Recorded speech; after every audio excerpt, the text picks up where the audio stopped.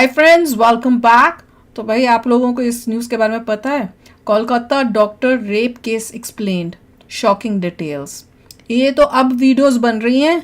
इन्होंने तो ये वही वाली ना, कितने 2-3 दिन पहले कम से कम बताया था। तो अब जाके ये इनको लोग सब जगह अब न्यूज़ आ रही है। ये 3-4 दिन पहले मुझे बता चुके थे। मतलब इतना लेट इनका रिएक्शन होता है, यहाँ न्यूज़ तेजी से आती है। हाँ, और जब इन्होंने बताया आई वाज शॉक्ड। मुझे डिटेल्स नहीं पता थी, पर मैंने कहा भैया मुझे और डिटेल्स पता भी नहीं करनी क्या हुआ है। मुझे बस इतना पता चला कि हॉस्पिटल में ऐसा कुछ हुआ। तो चलो वीडियो शुरू करते हैं। वीडियो शुरू करने से पहले अगर आप चैनल पर नए हो और आपने अभी तक सब्सक्राइब नहीं किया तो जल्दी से पहले सब्सक्राइब के बटन और बेल आइकन को क्लिक कर लो, ताकि आपको हमारे सारे न्यू वीडियोस के नोटिफिकेशन मिल जाए जैसे हम अपलोड करें। अगर आपको वीडियो पसंद आता है प्लीज लाइक एंड शेयर। चलिए शुरू करते हैं। भारत में महिलाओं को कितनी इज्जत है। बंगाल में जहां महिलाओं को देवी का रूप माना जाता है, वहां एक महिला डॉक्टर के साथ जो हुआ वो सुनकर you will be shocked.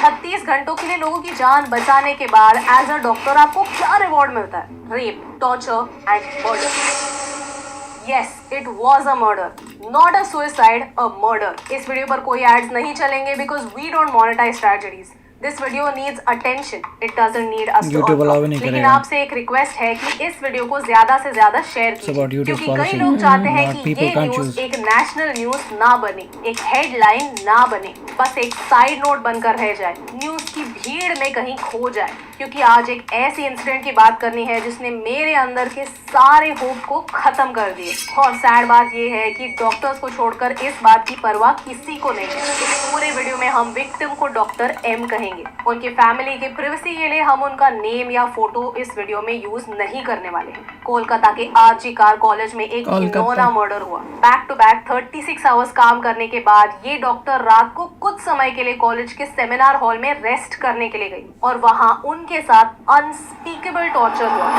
Dead body of the girl, जिसके मुंह में खून था, शरीर में कोई कपड़ा नहीं था, पैर दोनों राइट एंगल में मिला गया, एक पांव बेड के इस तरफ, एक पांव बेड के इस तरफ मिला गया। जब तक पेल्विक गर्डल नहीं टूटता है, इस तरह दो पांव को नहीं चीरा जा सकता है। चश्मे को कूटा गया, जिसके वजह से आंखों से खून निकल गया। गले में गला दबाकर मारा गया। ये पूरा पोस्टमार्टम रिपोर्ट में वायरल हुआ है, आप लोग कृपया देखिए। I promise you that not a grain of the words I utter today is a lie. Bleeding from her eyes, bleeding from her mouth, bleeding from her vagina, injury all over her body, fractures. ये सरासर एक murder है। Social media पर धीरे धीरे details बाहर आ रही हैं। You know the worst part, torture की डिटेल्स बरी करने की कोशिश की। डॉक्टर एम के पेरेंट्स को झूठ कहा गया कि मर्डर नहीं, ये मैंने पढ़ा था। केस बंद करने की हर वो कोशिश की गई जो की 3 घंटे तक अलाउ नहीं किया पेरेंट्स को मेड देख बॉडी। यहाँ पर कुछ लोग कह रहे हैं कि उस कॉलेज में सेमिनार हॉल के ऑपोजिट रेनोवेशन शुरू हो चुके हैं ताकि कोई एविडेंस बच ही ना पाए। पुलिस इन्वेस्टिगेशन तक कॉम्प्रोमाइज हो चुकी है। डॉक्टर एम के मेंटल स्टेट पर सवाल उठाए गए। अरेस्ट की बात तो तब हुई जब प्रोटेस्ट की वजह से इस इशू को मीडिया अटेंशन मिला, लेकिन एक डीले की वजह से इन्वेस्टिगेशन सीरियसली कॉम्प्रोमाइज हो सकता है। Evidence can be destroyed. 3 घंटे तक अलाउ ही नहीं किया था, पता नहीं क्या कर रहे थे। वार्निंग दी कि अगर संडे तक कुछ प्रोग्रेस नहीं हुआ तो केस सीबीआई को ट्रांसफर कर दी जाएगी। ऐसा माना जाता है कि सस्पेक्ट के पॉलिटिकल कनेक्शंस थे। निकाल से इस कॉलेज का प्रिंसिपल कोई सीसीटीवी था ही नहीं, लेकिन पुलिस को उस एरिया में एक ब्लूटूथ हेडसेट मिला। फिर पुलिस ने जब ये हेडसेट कुछ सस्पेक्ट्स की मोबाइल से कनेक्ट करने की कोशिश की तो कोलकाता पुलिस वॉलंटियर संजय रॉय के फोन से ही ये हेडसेट कनेक्ट हुआ। द वर्स्ट पार्ट इज इस सस्पेक्ट के अगेंस्ट कई एलिगेशंस थे, जैसे एक्सटॉर्शन, इंटिमिडेशन और थ्रेट्स अगेंस्ट विमेन। उसने 2022 में अपनी प्रेग्नेंट वाइफ पर भी असॉल्ट किया था और कुछ हफ्तों पहले एक फीमेल डॉक्टर के साथ छेड़खानी भी की थी। फिर भी वो इतनी रात गए कॉलेज में क्या कर रहा था? ये मर्डर कंप्लीटली प्रिवेंटेबल होता अगर कॉलेज और पुलिस प्रिंसिपल का भी तो कुछ लग रहा है, स्टूडेंट्स की लाइफ की थोड़ी कदर करते। यानी जो लोग हमारे रक्षक बनने वाले थे वो हमारे भक्षक बन गए हैं। और अब ऐसी न्यूज आई है कि Kolkata High Court has asked the case to be transferred to Central Bureau of Investigation. There are just a few points that I really want to discuss. First, क्या बंगाल में ये मर्डर होने से अक्यूज्ड को ऑटोमेटिकली बंगाल में बहुत कुछ हो रहा है लेडीज के भारत साथ। में एक अजीब डिजीज है जो सबको अफ्लिक्ट करती है, क्राइम्स को एक फिल्टर के थ्रू देखने की। यूपी में जब एक रेप होता है तो सारे पॉलिटिशियंस वहां चले जाते हैं और हर चीज को मीडिया अटेंशन मिलती है, और एक हफ्ते बाद जब लोगों को कुछ नया मिलता है आउटरीच करने के लिए तो सब नजर घुमा देते हैं। लेकिन भारत की कुछ स्टेट्स ऐसे हैं जहां कुछ भी कर लो आपके हर पाप धुल जाते हैं, और उनमें से एक है वेस्ट बंगाल। बंगाल में हर इलेक्शन के बाद पोस्ट पोल वायलेंस होता है और हर बार इस वायलेंस को दबाया जाता है। संदेश ममता है ना वहाँ पे, हाँ यही तो था, दबाए गए थे, यही तो। और अब इस इंसिडेंट्स को भी दबाने की बहुत कोशिश की जा रही है। आरजी कार कॉलेज के प्रिंसिपल के रेजिग्नेशन के बाद बस कुछ ही घंटों में उसे दूसरे मेडिकल कॉलेज के प्रिंसिपल की पोस्ट मिल ये जाती पढ़ा है है। मैंने। What does that tell you? Bengal is that dumpster fire that will keep burning and you'll keep hearing cries of the innocent but you'll ignore it because the color of the fire is not a color that you like. इस Twitter thread को पढ़िए. It tells you all about the court proceedings in Calcutta High Court where the parents appealed कि हमारे बच्चे की investigation सही तरह से नहीं हो रही है and just read the observations the Calcutta High Court had. I mean state खुद कहता है कि हमें तो कोई प्रॉब्लम लगा ही नहीं, हमें लगा कि फैमिली इन्वेस्टिगेशन से खुश होगी, और वहाँ कैलकाटा हाई कोर्ट खुद कहता है कि मुझे नहीं लगता इस सिचुएशन में खुश ये शब्द फिट होता है। किसी की बच्ची चली गई ऐसी हालत में। The second point is Bharat में पॉलिटिशियन और बाबू लोग अपने पोजीशन का कुछ ज्यादा ही प्राइड रखते हैं, और क्यों ना रखें, उनकी सारी गलतियां हर बार माफ होती है ना। अगर आपके पॉलिटिकल कनेक्शंस हैं तो आपको लॉ एंड ऑर्डर का कोई डर है ही नहीं। पुणे पोर्शे केस में यही तो हुआ था। पॉलिटिकल कनेक्शन होना या फिर किसी पॉलिटिकल पार्टी का मेंबर होना यानी आपके सारे खून माफ, क्योंकि अगर आपने कुछ कर दिया तो पूरी सिस्टम आपको बचाने में लग जाती है। पुलिस आपके अगेंस्ट एविडेंस बरी कर देगी, इन्वेस्टिगेशन को पूरा करने के लिए सालों लग जाएंगे, कोर्ट में 50 सालों के लिए केस चलती रहेगी, अल्टीमेटली कुछ नहीं होगा और कुछ नहीं बदलेगा।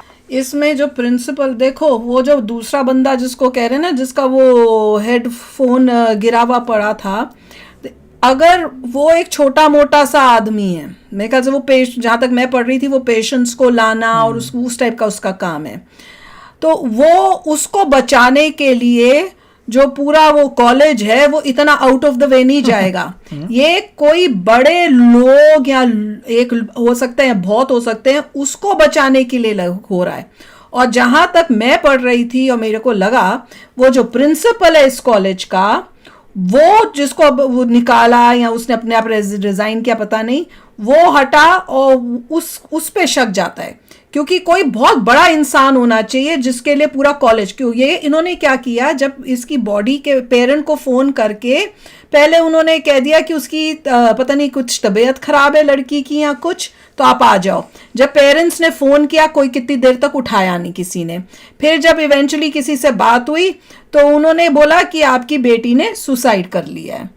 अब पेरेंट्स अपने जो आसपास के जो थे पड़ोसी वड़ोसी उस टाइम उनके साथ फिर आए बेटी को देखने वहाँ पे हॉस्पिटल में घबराए हुए, तो इनको 3 घंटे तक कमरे के अंदर जहाँ बेटी की बॉडी थी नहीं जाने दिया। तो ये 3 घंटे तक क्या कर रहे थे, वो उस लड़की के साथ एविडेंस जो है वो मिटाने की कोशिश कर रहे थे, और उन्होंने यही बोला कि भैया ये जो है इस लड़की का मेंटली अनस्टेबल थी और इसने सुसाइड कर लिया है। फादर अंदर गया, जब वो गया उसने वो एक फोटो या कुछ ले पाया, और उसने अपनी जब अपनी बेटी को देखा वो उस मतलब आप मैं बोल भी नहीं सकती हूँ जिस तरह से उसने अपनी बेटी के हालत उसकी बॉडी देखी है।